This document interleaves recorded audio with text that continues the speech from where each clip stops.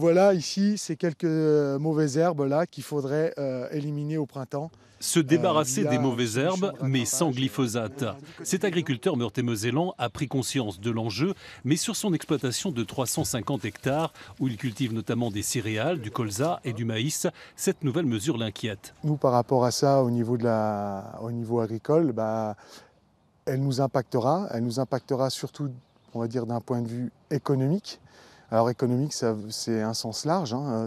C'est dans les pratiques, c'est dans les conséquences de nos pratiques, c'est sur l'évolution également, comment est-ce qu'on pourra arriver à gérer les mauvaises herbes aussi, je dirais, sur du long terme. Pour remplacer le glyphosate, cet agriculteur estime un coût de traitement multiplié par 5 par hectare. Insupportable pour cette profession qui subit déjà une crise depuis plusieurs années. Il réclame un temps nécessaire d'adaptation. On ne peut pas nous demander une transition si brutale, avec si peu de moyens.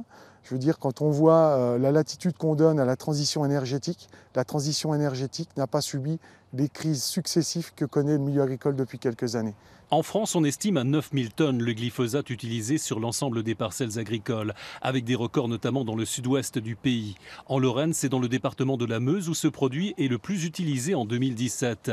Rappelons que ce désherbant est interdit à la vente pour le particulier depuis le 1er janvier dernier, un produit classé cancérogène probable par le Centre international de recherche sur le cancer.